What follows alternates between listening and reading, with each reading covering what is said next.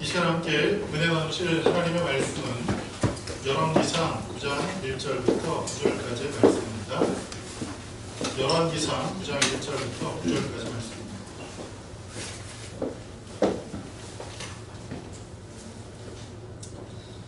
열왕기상 9장 1절부터 9절까지 말씀 찾으셨으면 우리 다 같이 합독하시겠습니다.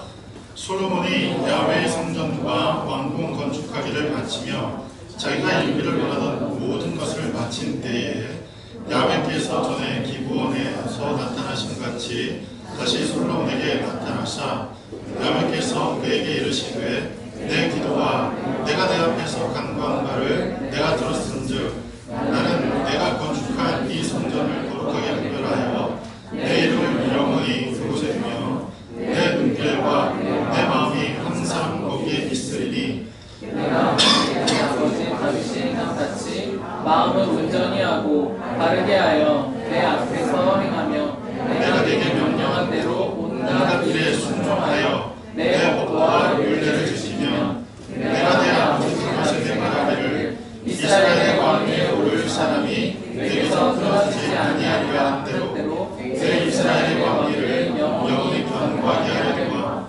만일 너희나 너희의 자손이 마주 들어서서 나를 따르지 아니하며 내가 너희 앞에 둔 나의 계명과 법도를 지키지 아니하고 가서 다른 신을 섬겨 그것을 경배하면 내가 이스라엘을 내가 그들에게 준 땅에서 끊어버릴 것이요 내 이름을 위하여 내가 거룩하게 되어라 네 성전이라도 내 앞에서 던져버리니 이스라엘은 모든 민족 가운데서 속담거리와 이야기거리가 될 것이며 이 성전이 높을지라도 지나가는 자마다 놀라며 비웃어 이르되 야훼께서 무슨 까닭으로 이 땅과 이 성전에 이같이 행하신고 하면 대답하기를 그들의 조상들을 애굽 땅에서 인도한 대신 그들의 하나님 야훼를 버리고 다른 신을 따라가서 그를 경배하여 섬김으로 야훼께서 이 모든 재앙을 그들에게 내리시리라 하리라 하셨더라. 아멘. 우리 앉으실 때 옆에 분과 하나님께서 당신을 축복하십니다. 서로 인사하며 하겠습니다. 감사합니다.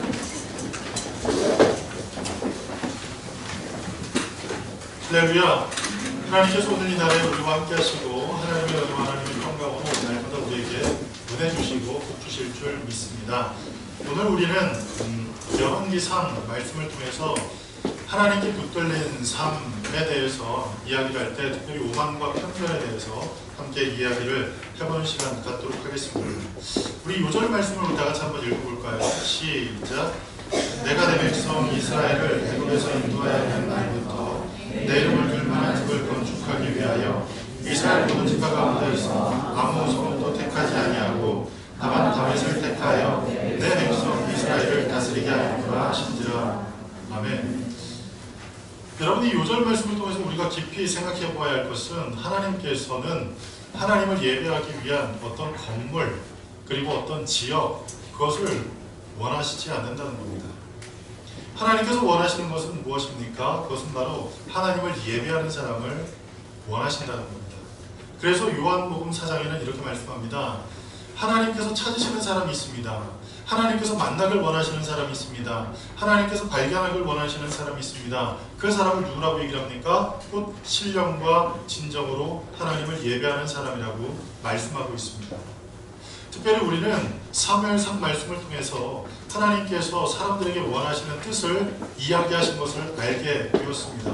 그것이 무엇이냐면 하나님께서는 제사를 기뻐하시는 것이 아니라 하나님의 말씀을 즐거워 듣고 순종하는 사람이라고 말씀하였습니다.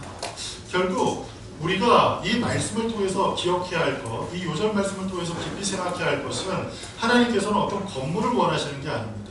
어떤 외적인 것을 원하시는 게 아닌 그 내면 그리고 교회인 우리가 하나님 앞에 바로 서는 것 그것을 원하신다는 사실을 우리 모두가 잊지 마시기를 간절히 바랍니다. 특별히 이 열왕기상은 언제 기록되었냐면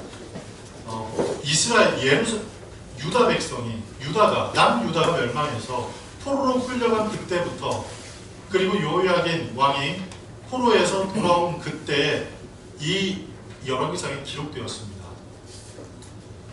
다윗이 죽을 때 솔로몬이 나라를 다스릴 그때 이 열왕기상이 기록된 것이 아니라 이 열왕기상하는 언제 기록되었느냐? 바로 남유다가 멸망해서 포로로 끌려가고 그리고 여호야긴 왕이 다시금 포로에서 돌아온 그때 약 BC 580여 년부터 530여 년 그 사이에 이 말씀이 기록되었다는 사실입니다. 그래서 이 말씀을 기록한 그 목적이 무엇인가를 따져보면 이스라엘 백성들이 도대체 왜 멸망해야 했고 왜 포로로 끌려가야 했는지에 대한 그 당위성, 그 이유를 설명하기 위해서 이 열왕기 상하가 기록되었다는 사실입니다. 그래서 여러분들이 열왕기 상이 끝나면 하를 읽게 될 거고 그 후에는 역대상 하를 읽게 될 텐데 이 열왕기 상하와 역대상 하의 차이가 있어요. 열왕기 상하도 왕에 대한 기록이고 역대상하도 왕에 대한 기록이긴 하지만 이 열왕기 상하는 남과 북 모두의 왕을 기록했다고 한다면 역대상하는 남유다의 왕들의 행적만 기록합니다. 그래서 이 열왕기 상하를 기록하게 된 가장 큰 이유는 남유다가 그리고 북이스라엘이 도대체 왜 망하게 되었지? 라는 그 사람들의 궁금증, 그 절망 가운데 절규하면서 왜 우리 땅이 망하게 되었습니까? 왜 우리가 포로로 끌려와야 합니까? 왜 우리가 디아스포라가 되어서 그 고향 땅을 버리고 여러 곳에 흩어져 살아야 합니까? 에 대한 하나님의 어떤 선하신 뜻 그리고 그 이유에 대해서 사람들에게 가르쳐주기 위해 이 열왕기 상하가 기록되었다는 사실입니다. 이 열왕기 상하는 특별히 네 가지 내용으로 구분되는데 그 네 가지 내용도 크게 두 가지로 구분됩니다. 통일왕국과 분열왕국에 대한 기록을 기록한 것이 열왕기 상의 내용입니다. 자, 열왕기 상은 예레미야가 기록했다고 얘기하는 많은 사람들이 있는데 그게 정확하지는 않습니다. 그래서 무명의 선지자 혹은 여러 명의 선지자가 기록한 책 그게 열왕기상하다 그렇게 이해를 하시면 될 것 같습니다. 자, 그러면 이 열왕기상에 큰 두 가지 줄기가 있는데 그것은 솔로몬을 통한 솔로몬 시대까지의 어떤 통일 왕국과 그리고 솔로몬 이후에 이루어지게 될 이 분열 왕국에 대한 역사입니다. 그 첫 번째로 이 통일 왕국 시대에 어떤 일이 있었는지를 우리가 살펴보면 다윗이 죽게 되지요. 다윗이 나이가 많이 들어서 이제 죽게 됩니다. 그런데 다윗이 죽게 될 그 즈음에 그 후에 누가 왕이 될 것인가 이게 가장 큰 문제거리였습니다. 왜냐하면 다윗처럼 아주 훌륭한 왕이 그리고 다윗처럼 영토를 넓혔던 그 왕이 죽고 난 후에 왕을 정확하게 하지 않으면 나라가 혼란스러워질 수 있기 때문입니다. 그도 그럴 것이 다윗에게는 여러 명의 아들이 있었고 다윗 생전에 여러 번의 모반이 여러 번의 어떤 반역이 이루어졌던 사실을 기억해 본다면 누가 왕이 되느냐 이것이 굉장히 중요한 일이었습니다. 그런데 그 다윗의 그 죽음이 있을 그때에 아도니아라는 사람, 다윗의 아들 가운데 아도니아라는 사람이 참 훌륭했어요. 머리부터 발끝까지 용모가 참 준수했고 사람들로 하여금 칭찬을 받았던 많은 사람들에게 인덕을 얻었던 이 아도니아라는 사람이 반역을 하게 됩니다. 그리고 자기 스스로를 왕이라고 칭하고 사람들을 초청해서 연회를 베풉니다. 그런데 그 소식을 누가 들어요? 나단 선지자, 밧세바. 그런데 그 소식을 누구 못 들었냐면 다윗은 못 들었단 말이에요. 그래서 이 모든 상황을 알게 된 나단 선지자와 밧세바가 다윗 왕에게 가서 이렇게 얘기를 합니다. 왕이 약속한 것을 잊지 마십시오. 솔로몬을 왕으로 세우겠다는 그 약속을 잊지 마십시오. 그런데 솔로몬 이외에 누가 왕이 되어야 합니까? 그런 이야기를 하면서 아도니아가 자기 스스로를 높여서 왕이 되고 있는 이 일을 왕은 모르십니까? 그런 얘기를 할 때 왕이 솔로몬을 왕으로 세우는 그 과정을 전개해 나갑니다. 그리고 마침내 이 솔로몬이 다윗이 죽고 난 후에 왕이 될 때에 이 아도니아가 성전 뿔을 잡죠. 성소의 뿔을 잡고 살려달라고 얘기를 합니다. 그래서 이 아도니아를 살려줘요. 근데 어떤 일이 일어나게 됩니까? 이 아도니아가 그렇게 생명을 얻었으면 다 잊고 살면 되는데 그 마음에 욕심을 버려버리지 못했어요. 그리고 자기 스스로가 생각한 어떤 오만 그리고 편견이 있었는데 그것이 무엇이냐면 나는 왕이 될 제목이야. 나는 왕이 되어야 해. 나 말고 누가 왕이 되겠어? 라는 그 생각을 버리지 못했어요. 그래서 다윗의 그 노년에 아비삭이라는 여자, 젊은 여자를 이 옆에 몸종으로 두게 했는데 그 아비삭을 아도니아가 밧세바에게 얘기를 해서 자기의 아내로 맞이할 수 있도록 허락해달라고 요구를 합니다. 그 이야기를 솔로몬의 어머니 밧세바가 들어가서 이야기를 할 때 내가 무슨 얘기를 해도 아들 다 들어줘야 돼 그렇게 얘기를 했어요. 그러자 아들이 뭐라고 얘기를 합니까? 당연하죠 어머니. 어머니가 무슨 말씀하시더라도 제가 다 들어드리겠습니다. 말씀하십시오. 그렇게 얘기를 했어요. 그러자 밧세바가 용기를 내서 아버지 다윗의 몸종이었던 그 아비삭을 아도니아에게 당신의 형 아도니아에게 줘서 결혼하게 하면 어떻겠냐 그렇게 이야기를 합니다. 그 이야기를 듣자 갑자기 솔로몬이 낯빛을 바뀌면서 이렇게 얘기를 합니다. 왜 그 이야기만 요청하시냐고. 차라리 다른 것도 더 요청하시면 차라리 더 많은 것을 요청하시면 나 말고 다른 사람을 왕을 세우도록 다른 것을 더 요구하시지 왜 그것만 요구하시냐고 그렇게 얘기를 하면서 화를 냅니다. 그래서 왕의 뜻이 확실하게 이 아비삭을 아도니아에게 주는 것은 합당한 것이 아니겠구나 생각을 하고 어때요? 아도니아를 어떻게 합니까? 죽여요. 이 아도니아를 죽입니다. 모반을 책동했기 때문에. 왜 이게 모반이 되냐면 여러분 기억하십니까? 압살롬이라는 사람이 다윗 왕을 모반할 때 다윗이 10명의 후궁을 예루살렘 성에 남겨놓아요. 그때 이 압살롬이 성에 들어가서 어떻게 합니까? 그 후궁을 다 데리고 동침을 해요. 이 동침을 하는 것은 어떤 의미를 갖고 있냐 하면 내가 이 땅의 왕이다라는 것. 한마디로 말해서 선왕의 어떤 부인 혹은 후처 혹은 후궁 혹은 어떤 몸종 그 사람들을 데리고 동침하는 그 사람은 어떤 사람이냐면 어떤 왕의 권세를 가진 사람이 그러한 일을 할 수가 있거든요. 결국 이 아도니아가 요청한 것은 무엇인가 하면 그 다윗이 몸종을 부렸던 아비삭을 자기에게 주어 아내로 삼게 해달라는 그 말의 뜻은 내가 왕이다라는 것을 다시 한번 나타내는 것이었어요. 그래서 솔로몬이 생각할 때 이것은 반역이라 생각하고 결국 그 아도니아를 죽이게 합니다.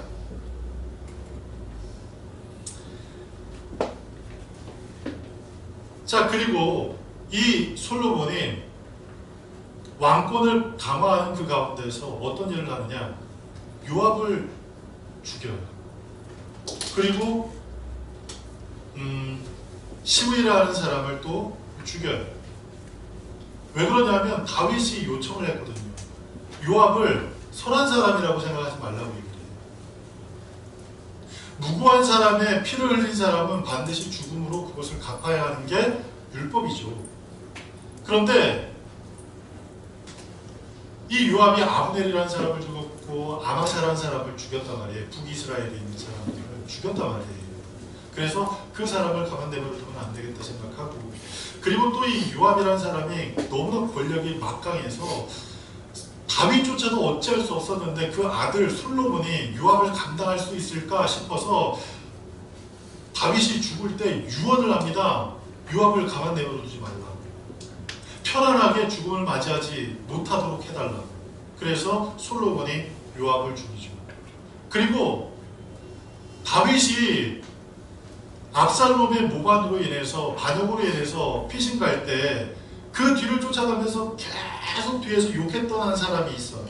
그 사람이 누구냐면 시므이라는 사람이에요. 그 사람을 어떻게 하라고 얘기를 해요? 가만 내버려두지 말라고 얘기합니다.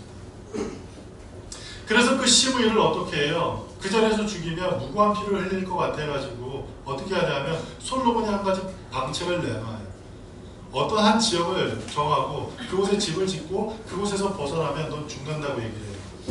그런데 이 시므이라는 사람이 3년 동안은 가만히 있다가 갑자기 3년쯤 지났을 때 어떤 얘기를 듣냐면 자기의 종들이 다른 지방으로 도망갔다는 얘기를 들어요. 그래서 이 시므이가 자기의 종들을 수습하기 위해서 그 지역에 갔다 온 이야기를 또 친절하게 누가 얘기를 해줘요? 솔로몬 측근이 얘기를 해준 거예요. 그래서 이 시므이도 약속한 것을 파기했기 때문에 죽음으로 그것을 갚아야 했습니다. 그래서 이전까지는 솔로몬이 왕권을 강력하게 이렇게 세워나가는 과정이라고 한다면 3장, 참 중요한 장이죠. 솔로몬이 하나님 앞에 일천번제를 드리고 기도를 합니다. 여러분, 하나님 앞에 여러분들이 하나님의 자녀로 살아나갈 때 무엇인가를 시작할 때 그리고 무엇인가를 계획하고 그 계획을 이루어갈 때 하나님 앞에 기도하는 것 굉장히 중요합니다. 하나님의 선하신 뜻이 무엇인지를 분별하기 위해서 기도하는 것 굉장히 중요하고 여러분의 계획들을 하나님 앞에 아뢰는 것 굉장히 중요합니다. 여러분들이 계획하는 그것을 하나님 앞에 아뢰을 때 하나님께서 그것을 여러분에게 조정해 주시는 그런 기회가 언제 생기느냐? 기도할 때 생겨요. 내가 계획한 게 좋은지 혹은 바꿔야 할 게 있는지 아니면 그것을 아예 없애야 하는지 그것에 대해서 모든 것을 판가름하실 분이 누구냐 하면 하나님이시죠. 그래서 잠언은 말씀합니다. 사람이 모든 것을 계획할지라도 그 걸음을 인도하시는 분은 누구라고 말씀하세요? 그것을 완성하시는 분은 누구라고 말씀하세요? 하나님이라고 말씀하시잖아요. 하나님께서 그 모든 것을 이루시는 분이신데 그것을 우리가 믿는다면 어떻게 하는 게 맞겠어요? 하나님 앞에 그것을 여쭙고 하나님께 그것을 아뢰어서 하나님의 선하신 계획이 무엇인지를 깨닫고 그리고 하나님께서 바꿔주시는 것이 무엇인지를 알아서 하나님께서 바꿔주시면 하나님께서 말씀하시면 그것대로 향하는 것 그것이 굉장히 중요하겠잖아요. 그래서 솔로몬은 하나님 앞에 그 뜻을 정해서 기도하기 시작했어요. 하나님, 이 큰 나라를 우리 아버지 다윗은 잘 다스렸겠지만 저는 아직 어린아이고 아직 저는 미숙하고 아직 저는 부족해서 이 나라를 다스릴 그만한 역량이 없습니다. 하나님, 어떻게 하면 좋겠습니까? 그럴 때 하나님께서 다윗에게 이 솔로몬에게 말씀합니다. 내가 너에게 무엇을 줄까? 그럴 때 솔로몬이 지혜를 구합니다. 여러분, 여기서 중요한 한 가지 사실이 있어요. 내가 원하는 바를 하나님 앞에 아뢰면 하나님께서는 그것을 허락하실 줄 믿으세요. 아멘? 우리 마음 가운데 소원이 생겨서 하나님 앞에 기도하면 그 기도한 것을 하나님께서 들으신단 말이에요. 그런데 그 들으시는 것이 나로부터 시작되었다면 내가 원하는 것만 이루어 주신단 말이에요. 그러나 내가 구하는 그것, 내가 하나님께 아뢰는 그것이 하나님 마음에 흡족하면 하나님께서 거기서 플러스 알파를 주세요. 그게 뭐였어요? 명예도 주셨고 부도 주셨고 하나님께서 놀라운 은혜를 솔로몬에게 플러스 알파로 주셨다는 사실이에요. 여러분, 하나님 앞에 기도할 때 내가 가진 계획을 하나님 앞에 관철시키기 위해서 기도하기보다는 하나님의 뜻을 구하는 것, 이것이 굉장히 복된 것은 솔로몬의 예를 통해서도 알 수 있어요. 하나님 앞에 지혜를 구할 때 지혜를 구한 그것이 하나님 마음에 너무나 기쁜 나머지 하나님께서 그에게 부도 주시고 명예도 주셨단 말이에요. 이 말씀이 어디 나와요? 마태복음 6장 33절에 나오잖아요. 그 나라와 그 일을 구하면 어떻게 하신대요? 이 모든 것을 더하신대요. 여러분, 기도하실 때 어떻게 기도해요? 어떻게 기도하는 게 중요하겠어요? 하나님의 뜻, 하나님의 의를 구하는 게 중요하다는 사실을 믿으시기 바랍니다. 자, 그리고 솔로몬이 하나님 앞에 성전 건축을 이제 소망하며 기도하기 시작합니다. 왜냐하면 아버지 다윗의 유언이었거든요. 그리고 건축 도면을 다윗이 하나님께로부터 받았고 하나님께로부터 다윗이 받은 그것을 솔로몬에게 전해주었고 솔로몬이 전해받은 그 건축 도면대로 성전을 건축하기 시작했어요. 몇 년 동안 건축했죠?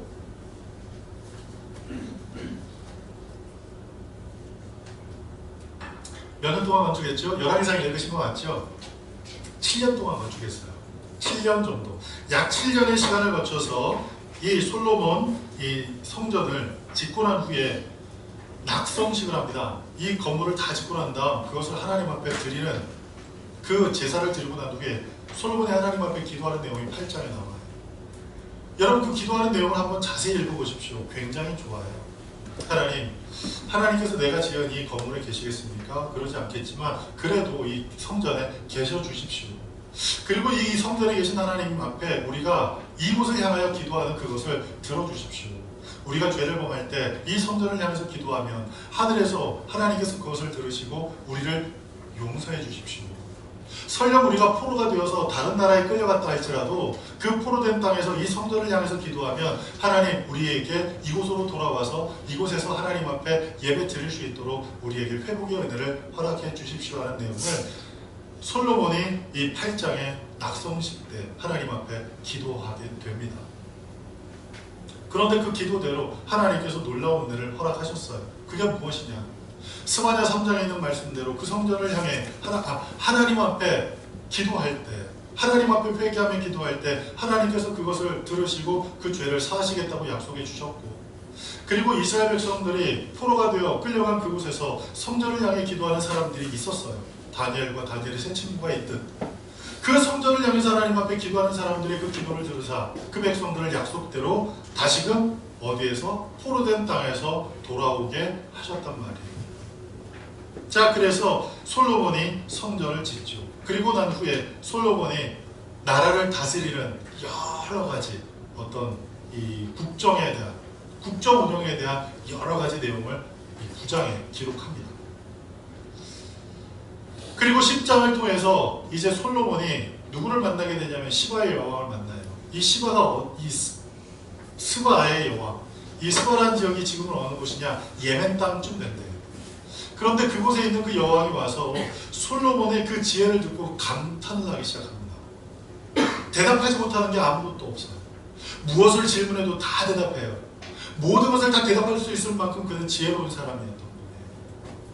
그때 이 스바의 여왕이 뭐라고 얘기를 하냐면, 당신에게 있는 그 지혜가 누구로부터 왔다? 하나님께로부터 왔다. 하나님께 찬송드려라. 이방의 여왕이 그렇게 얘기를 할 정도로 솔로몬에게 임한 그것은 하나님께서 주신 것임을 사람들도 알았다는 사실이에요. 그런데 솔로몬이 죄를 범하기 시작합니다. 어떤 죄를 범하죠? 어떤 죄를 범해요? 이방의 여인들을 아내로 삼기 시작합니다. 그리고 자기가 얻은 그 모든 것이 자기로부터 시작되었다라고 착각하기 시작합니다. 그래서 자기를 높이기 시작해요. 그래서 이 스바의 여왕이 왔을 때 자기에게 있는 모든 것을 다 보여줍니다. 자랑하는 거죠. 이 다 내가 이룬 거야. 다른 나라에 금을 조공을 받을 때 보통 한 10몇 톤씩 조공을 받았대요. 금이 10몇 톤. 100kg, 1000kg도 아니고 이 14,000, 15,000kg씩 막 조공을 받을 만큼, 세금으로 걷어들일 만큼 다른 나라에서 그만큼 이 솔로몬의 제국이, 솔로몬의 왕국이 황금의 제국이라고 얘기할 만큼 그곳에 황금이 넘쳐났다는 거예요. 근데 그것을 다 누가 이룬 것처럼? 자기가 이룬 것처럼. 심지어 자기를 호위하는 병사들이 이 볼품없는 방패를 들고 있는 거에 너무나 짜증이 나는 거예요. 그래서 솔로몬이 어떻게 해요? 금으로 방패를 만들었어요. 삐까번쩍하게. 자기를 호위하는 그 병사들이 방패를 들고 이렇게 걸어가면 황금 방패를 들고 그가 타락하기 시작합니다. 그런데 그의 타락으로 말미암아 어떤 일이 일어나게 되느냐? 솔로몬이 죽고 난 후에 하나님께서 약속하신 바가 있어서 솔로몬의 때에는 그것을 이루지 않으시고 솔로몬이 죽고 난 후에 이스라엘이 남과 북으로 분열되게 됩니다.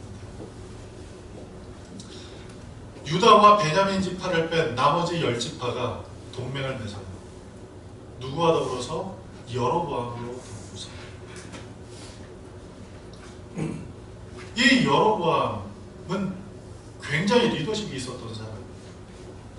사람들이 여로보암에게 가서 건의를 합니다. 이제 르호보암이 보니까 왕이 될 텐데 그 르호보암에게 우리의 요구를 관철시켜달라고. 그래서 그 장로들과 그 여로보암이 가서 얘기를 하죠. 당신의 아버지가 우리를 큰 노역 가운데 건설 현장에 우리를 많이 동원시켜가지고 우리를 힘들게 했는데 세금도 좀 깎아주고 그렇게 노동하는 것도 좀 덜하게 좀 해달라고 그렇게 얘기를 했어요. 그 얘기를 듣고 르호보암이 나에게 며칠의 말미를 달라고 얘기를 합니다. 이건 참 잘한 것 같아요. 그렇게 며칠의 말미를 달라고 하고 르호보암이 나이 많은 이 원로들에게 어떻게 하면 좋겠나 자문을 요청을 해요. 그러자 그들의 요구를 들어달라고 해요. 그들의 요구를 들어주시라고 얘기를 합니다. 그런데 르호보암은 그것이 마음에 좋지 않았어요. 내가 왜 얘기를 들어줘야 돼? 그런 생각이 들었어요. 내가 왕인데 내가 왜 그걸 들어줘야 되지? 라는 생각이 들기 시작했어요. 그래서 자기와 함께하는 젊은 사람들에게 물어봤어요. 어떻게 하면 좋겠냐? 그랬더니 그러지 말라고. 그 사람들이 요구한 것을 절대 들어주시면 안 된다. 그래서 르호보암이 대답하기 시작합니다. 나는 내 아버지보다 더 이 강력한 왕이고 내 아버지보다 더 많은 것을 해야 하기 때문에 예전보다 더 많은 세금도 걷어야 되고 더 많은 일을 해야 할 거라. 그렇게 얘기를 합니다. 그러자 사람들이 그 얘기를 듣고 화딱지가 나가지고 다 뿔뿔이 흩어져서 어때요? 여로보암을 왕으로 세웁니다. 그때 유다는 원래 다윗의 집안이 있는 지파였기 때문에 유다 지파는 다윗의 집에 충성했다라고 열왕기서에 기록하고 있고, 그리고 그와 더불어서 베냐민 지파가 어때요? 합세해서 약 한 20만 가까이 되는 15만 정도 되는 병사를 일으켜서 여로보암과 함께한 그 북이스라엘과 전쟁을 하려고 합니다. 그런데 하나님의 선지자가 그것을 막죠. 그래서 전쟁을 안 해요. 그리고 그때로부터 시작해서 여로보암과 르호보암이 다스리는 남북의 이 나라로 갈라져서 운영되게 됩니다. 그리고 남유다에는 르호보암 그 뒤를 이어서 아비암이라는 이 자녀가 왕이 되는데 오래 못 가요. 한 2년인가 3년인가 왕을 하다가 죽고 그 후에 아사라는 사람이 왕이 돼요. 그런데 이 아사라는 사람은 약 40여 년 동안 이 남유다를 다스리는데 이스라엘에 있어서 최초의 종교개혁을 이뤘던 사람이에요. 이 아사란 왕은 남유다의 최초의 종교개혁을 단행했던 아주 훌륭한 왕입니다. 심지어 그 종교개혁을 단행할 때 자기의 어머니가 하나님을 섬기지 않고 우상을 섬기는 그것 때문에 그 어머니도 황후의 자리에서 폐위를 시켜버릴 만큼 그는 철저하게 종교개혁을 단행합니다. 그리고 그의 아버지의 때부터 이 성전에 남창이라는 것이 있었어요. 남창. 이게 뭐냐 하면 그 주변 지역에 있는 다른 종교의 어떤 영향을 받아서 성전에서 몸을 파는 남자들이 생겨나게 되는 거예요. 어떤 신을 만나는 어떤 신을 만나는 그 어떤 경험을 엑스타시라고 생각을 해서 그 엑스타시를 느낄 수 있도록 어떤 그 쾌락을 느낄 수 있도록 하기 위해서 성전에 남창과 여창을 뒀단 말이에요. 창녀와 창남이죠. 돈을 주고 몸을 파는 사람들이에요. 그런데 하나님의 성전에 이 남창들이 존재했어요. 돈을 주고 몸을 파는 남자들이 있었다는 사실이에요. 그런데 이 아사 왕이 그 사람들을 다 내쫓아요. 철저하게 종교개혁을 단행합니다. 그리고 북이스라엘에는 나답, 바아사, 엘라, 시므리, 오므리라는 이 왕들이 세워집니다. 그리고 이 오므리의 아들이 누구냐? 아합이죠. 아합. 열왕기상을 볼 때 상당 부분, 굉장히 많은 부분을 할애해서 이 아합에 대해서 기록합니다. 아합이 대단했기 때문이 아니라 거기에 누가 있었기 때문에 엘리야가 있었기 때문에 많이 이렇게 할애해서 기록을 하는데 여기에 두 가지 중요한 사람이 나와요. 시므리 그리고 오므리. 이 시므리라는 사람은 며칠 동안 왕이었냐면 7일 동안 왕이었어요. 며칠 동안? 7일 동안. 그런데 여러분 열왕기상을 읽어보면서 느끼셨는지 모르겠지만 7일 동안 왕이었는데 그가 그 선대 왕 여로보암 왕보다 더욱더 악했다라고 얘기해요. 생각해보세요. 7년도 아니고 7개월도 아니라 7일. 이건 우리에게 무엇을 시사하냐면 우리가 악해지는 것은 오랜 기간 이거 필요하지 않아요. 얼마나 오래 됐느냐, 얼마나 오랫동안 경과가 되느냐 이게 중요하지 않아요. 우리가 타락하는 것은 순간적인 일순간에 타락할 수도 있고 일순간에 더욱더 폐악함 가운데 들어갈 수 있다는 사실이에요. 기간이 길다고 해서 더 악해지는 게 아니라 짧다고 해서 덜 악해지는 게 아니라 길고 짧은 그 기간이 중요한 게 아닌 그 마음의 중심이 중요하다는 사실이에요. 우리의 중심이 늘 하나님 앞에 바로 세워지지 아니하면 우리의 중심이 하나님 앞에 빈틈을 갖지 않고 오직 철저히 하나님께 두지 아니하면 우리의 삶 속에 언제든지 악한 것이 들어와서 그 악한 것이 우리를 사로잡고 결국 전에 있던 그 악한 것보다 더욱더 악한 일들이 우리의 삶을 통해서 나타나게 될 텐데 그게 7년도 아닌 7개월도 아닌 7일 만에 그러한 일들이 이루어지게 되었다는 사실입니다. 그리고 시므리가 폐위가 되고 오므리가 왕이 되죠. 그리고 오므리가 왕이 되고 난 후에 그 후에 오므리의 아들 아합이 왕이 되는데 이 아합에게는 참 악독한 부인이 있었어요. 성경이 기록하지요. 그 이세벨 때문에 아합이 큰 죄를 지었다. 그런데 이 아합이라는 사람을 이렇게 보니까 참 특이한 것은 그렇게 악한 일을 많이 했어요. 여기 보세요. 이방 신당을 세워서 이방 신을 섬기게 만들었고 그리고 뿐만 아니라 어때요? 하나님께서 어느 날 갑자기 아합에게 이 20장에 열왕기상 20장에 놀라운 사건이 벌어져요. 그게 뭐냐면 하나님께서 갑자기 아합에게 말씀하세요. 아람의 군사를 다 내가 멸하게 해줄 테니까 나가서 싸워라 말씀하십니다. 아합이 나가서 싸워요. 그런데 이겼어요. 왜요? 하나님께서 이기게 하신다고 했기 때문에 이겼죠. 근데 이 아람의 이 왕이었던 베나다시라는 사람이 자기를 살려달라고 얘기합니다. 그때 어떻게 해야 돼요? 죽였어야 돼요. 그런데 이 베나다스를 살려줘요. 베나다스를 살려주는 그 일을 통해서 아합이 큰 곤경을 당하게 됩니다.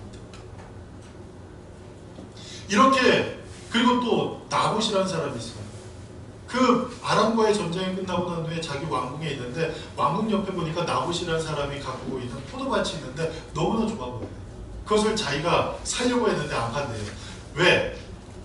하나님께서 자기들에게 주신 기업을 돈으로 주고 팔라고 성경은 말씀하지 않았거든요. 그래서 나봇이 정확하게 얘기해요. 이것은 나에게 주어진 기업이기 때문에 난 이것을 팔 수가 없다고 얘기를 합니다. 그런데 그 얘기를 누구에게 해요? 울면서 답답해하면서 속상해하면서 얘기를 해요. 자기 와이프한테 이세벨에게 얘기를 했더니 이세벨이 어떻게 해요? 그것을 나봇을 죽이고 그 땅을 뺏어서 아합에게 줘요. 그렇게 아합이 악한 왕이었는데 하나님께서 어떠한 일을 행하시느냐 좀 이따 얘기해요. 자, 그래서 이제 여호사밧 그리고 이 아하시아까지 이 왕들의 어떤 행적이 기록이 됩니다. 자, 그런 가운데서 한 가지 또 이 13장 말씀을 통해서 보면 좀 의아한 어떤 사건이 나와요. 그 13장은 어떤 사건이냐면 하나님께서 유다의 한 선지자를 이 여로보암의 죄를 드러내기 위해서 드러내기 위해서 하나님의 말씀을 줘서 그 선지자를 보냅니다. 북이스라엘로. 그래서 북이스라엘로 갈 때 그 길로 돌아오지 말고 다른 길로 돌아오고 그리고 그 땅 베델에서 머물지 말고 그 땅에서 있는 소사를 먹지 말라고 명령하십니다. 그래서 그 선지자가 가서 그대로 얘기를 해요. 뭐라고 얘기를 하냐면 너 후에 요시아라는 왕이 나올 텐데 그 요시아라는 왕이 종교개혁을 단행하고 이 땅을 새롭게 할 거라고 그렇게 얘기를 합니다. 그리고 그 이야기의 모든 것을 하나님께서 이루시는 징표로 이 전이 갈라지는 그런 역사를 보여주실 거다라고 그렇게 얘기를 해요. 이 단이 갈라질 것이라고. 실제로 단도 갈라졌고. 그런데 그 선지자가 이제 그 이야기를 다 마치고 돌아가려고 할 때 여로보암이 밥 먹고 가라고 얘기를 해요. 그러자 싫다고. 안 먹는다고. 난 그냥 가겠다고 얘기를 합니다. 근데 길을 가요. 하나님께서 말씀하신 대로 온 길로 가지 않고 다른 길로 돌아가는데 그 북이스라엘에 한 선지자의 가정이 있었는데 그 아버지가 자녀들을 시켜서 모든 상황을 들어오게 합니다. 그리고 그 아버지가 그 나이 늙은 선지자가 유다에서 온 선지자에게 가서 얘기를 하죠. 하나님께서 내게 말씀하셨는데 당시에 우리 집에서 이 식사를 대접하라고 얘기를 했다. 그러니 꼭 나와 같이 가야 된다고. 이게 하나님의 뜻을 이루는 거라고 그렇게 얘기합니다. 그때 어떻게 해요? 그 선지자가 그 얘기를 듣지 말고 그냥 그 길로 돌아갔어야 되는데 그 나이 많은 늙은 선지자의 얘기를 듣고 가요.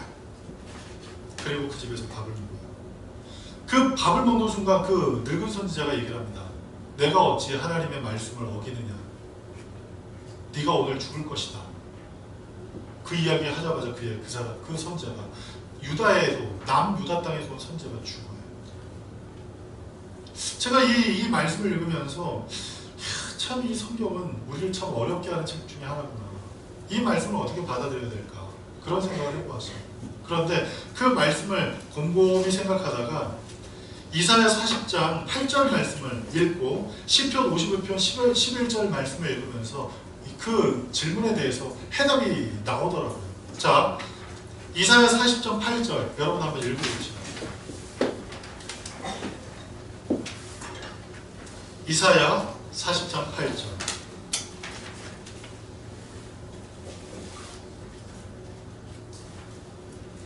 다 같이 읽겠습니다. 시작. 아멘. 우리 하나님의 말씀은 영원히 서는 거예요. 중간에 어디 없어지거나 어디 말라버리는 그런 말씀이 아니라 우리 하나님의 말씀은 영원히 서는 말씀이에요. 자, 그 영원히 서는 말씀, 그 말씀 앞에 우리는 어떻게 살아야 하는지 시편 55편 11절은 우리에게 이렇게 말씀해요. 다 같이 시편 55편 11절 읽어보겠습니다. 시편 55편 11절 다 같이 읽겠습니다. 시작. 우리 그 중에 있고 압박과 속임수가 그 거리를 떠나지 아니하도다. 아멘. 자, 하나님의 말씀이 그 삶 가운데 어떻게 이루어지게 되느냐. 악독함이 그 안에 있음으로 인해서 그 악독함이 결국 어떻게 되느냐. 완성되게 되는데 하나님의 말씀이 영원히 서는 그 말씀이 한 점 이렉도 흐트러지지 않고 다 이루어지고 다 완성된다고 말씀합니다. 1.1획도 흐트러지지 않고 완성되어지는 그 하나님의 말씀 앞에 우리는 어떻게 서야 하느냐, 어떤 모습으로 서야 하느냐. 결국 이 선지자는 남유다에서 하나님의 말씀을 듣고 온 이 선지자는 늙은 선지자가 하나님께서 내게 말씀하셨으니까 우리 집에 오는 게 맞아 이렇게 얘기를 해도 그 얘기를 들어서는 안 돼요. 왜? 나에게 말씀하신 그 음성은 어느 집에도 들어가지 말고 어떤 곳에서도 그 땅에서는 먹지 말라고 했기 때문에 그 땅에 그 어떤 곳에 들어가서 음식을 먹어서는 안 됐단 말이에요. 근데 하나님의 그 말씀을 들은 선지자는 어때요? 다른 선지자가 하나님께서 그렇게 뜻을 바꾸셨나? 라는 생각을 하고 가요. 잠시 잠깐 정신줄 놓을 때 사단이 틈타요. 잠시 잠깐 우리가 빈틈을 보일 때 사단이 틈타요. 동산을 거닐고 있던 하와에게 하나님께서 이 실과를 먹으면 정말 죽는다고 했니? 라는 그 이야기에 마음이 훅해서 마음이 빼앗겨서 논쟁하기 시작했고 결국 그 사과를 보는 순간 그 선악을 알게 하는 나무 열매를 보는 순간 그것을 먹고자 하는 욕망이 생겨 결국 그걸 따먹고 죄악 가운데 구했잖아요. 이 남유다에서 온 선지자가 무명의 선지자가 어떻게 했어야 하느냐. 그는 그 길로 갔어야 돼요. 늙은 선지자가 아무리 초청을 해도 아무리 하나님께서 이렇게 말씀하셨다 하더라도 그 얘기를 들어서는 안 돼요. 왜요? 나에게 말씀하셨으니까. 나에게 말씀하신 게 있으니까. 만약 그 나이든 선자에게 그렇게 말씀하셨다면 하나님께서 이 사람에게도 그것을 말씀해 주셨을 거예요. 근데 그 이야기를 듣지 않고 그 이야기에 대해서 고민도 안 해보고 그저 아무 생각 없이 하나님께서 얘기하셨다고 하니까 이미 나는 모든 것을 완수했고 이 정도면 됐지 않은 그 어느 정도의 어떤 성취감에 젖어 있는 그 순간 그 늙은 선지자가 요청하는 그 요청에 마음을 빼앗겨버리고 맞았다는 사실이에요. 이 비슷한 사건이 누구에게도 나타나느냐? 바로 엘리야에게도 나타나요. 갈멜산에서 그 바알과 아세라신을 섬기는 그 제사장들과 영적인 싸움을 하고 그곳에서 승리를 경험했던 이 엘리야가 결국 어떻게 돼요? 마음을 놔버리죠. 마음을 놔요. 그런 순간 어떤 이야기를 듣게 되느냐? 이세벨이 내가 너를 죽이겠다 한 그 이야기를 듣게 되고 그 이야기가 마음 가운데 들어오자 낙심이 되기 시작합니다. 그리고 하나님이 원망되기 시작합니다. 그리고 그 낙심되고 원망되는 그 순간 자기 주변을 봤더니 자기 주변에 아무도 없다는 사실을 또 알게 됩니다. 그래서 그가 하나님 앞에 이렇게 기도하죠. 이제 족합니다. 죽이십시오. 차라리 나를 죽여주십시오. 그렇게 얘기를 합니다. 여러분, 우리에게 하나님께서 명령하신 것이 있다면 그것이 어떤 환경, 어떤 상황 가운데 있다 할지라도 그것은 반드시 이루어질 줄 믿고 그 말씀을 내 마음 가운데 품고 그 말씀만을 붙잡고 묵묵히 앞으로 걸어갈 수 있는 믿음의 삶 사시길 간절히 축복합니다.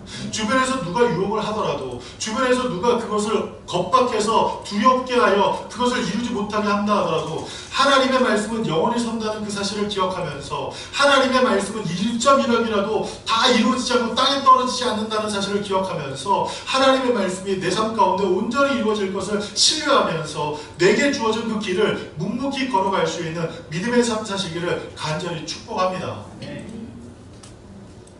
자, 열왕기 3을 통해서 우리가 알게 되는 중요한 사실이 있어요. 그게 무엇인가 하면 오만과 편견으로 인해 하나님의 진노하심에 빠진 사람들을 보게 됩니다. 첫 번째는 솔로몬이에요. 얘기했죠? 솔로몬. 자, 예레미야 17장 7절 말씀을 한번 다 같이 한번 읽어볼까요? 예레미야 17장 7절 우리 다 같이 읽겠습니다. 시작. 그러나 무릇 야훼를 의지하며 야훼를 의뢰하는 그 사람은 복을 받을 것이라. 아멘. 야훼를 의뢰하는 사람, 하나님께 기도하고 하나님께 아뢰는 사람은 복을 받는데요. 그래서 3장의 기브온에서 솔로몬이 하나님 앞에 일천번제를 드릴 때 하나님께 의뢰하는 그 일을 통해서 하나님께서 그에게 복을 주셨어요. 그가 구하지 않는 것조차도 하나님께서 플러스 알파로 그에게 더해 주시는 축복을 허락해 주셨어요. 그런데 이 솔로몬이 하나님께 알지 않기 시작했어요. 하나님께 100% 집중하지 않기 시작했어요. 심지어 이방 신들을 섬기는 여인들을 부인으로 삼고 그리고 그들이 요청을 들어줘서 이제 예루살렘에 우상을 섬기는 산당을 신전을 세워주기 시작했어요.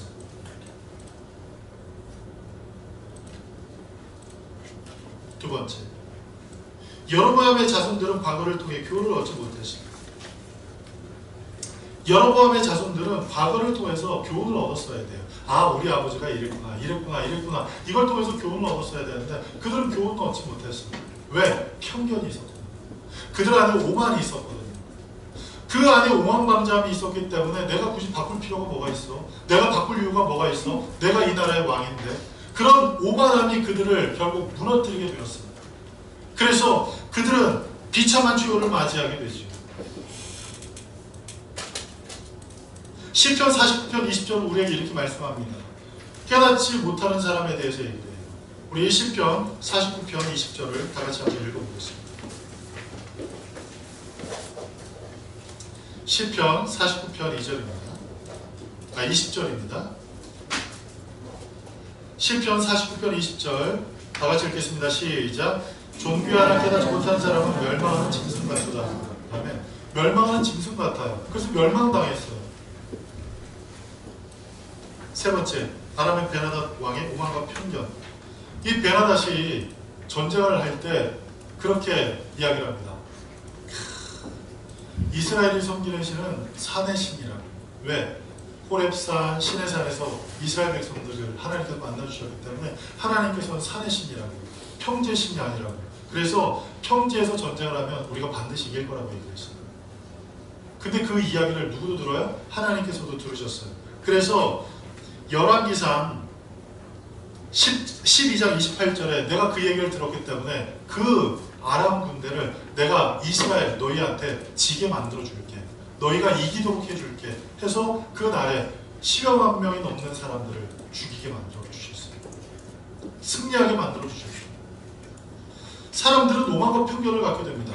자기의 어떤 오만, 그 오만이 커지게 되면 편견을 갖게 되는데, 그 편견이 무엇이냐면 나에 대해서 착각을 하게 돼요. 나에 대한 착각. 내가 연약함을 알아야지, 내가 부족함을 알아야지. 그래야 하나님 앞에 겸손함으로 나아가 하나님께 구하고 하나님께 아뢰할 거였는데, 내가 교만하기 때문에, 그리고 내 안에 있는 그 편견 때문에 하나님 앞에 나가는 그 길이 막혀지게 된다는 사실입니다. 자, 그럼에도 불구하고 이 열왕기상을 통해서 우리가 발견하게 되는 놀라운 사실이 있는데, 그게 무엇이냐면 그럼에도 불구하고 하나님이 회복하시고 치유하시는 하나님이라는 사실이에요. 누구를 통해서 그걸 알아요? 엘리야의 그 사건을 통해서 알게 돼요. 자, 엘리야가 영적인 침체를 경험하게 되어서 뭐라고 얘기를 했다 그랬죠? 나를 죽여달라고 얘기를 해요. 그때 하나님께서 이 엘리야를 회복시키는 과정이 참 놀랍습니다. 엘리야에게 혼을 내요. 야! 너 그럼 되겠어? 그렇게 혼을 내지 않았습니다. 엘리야에게 뭐라고 말씀하시냐면 그에게 쉼을 주세요. 며칠 동안? 40일 동안. 40일 동안 시간을 주세요.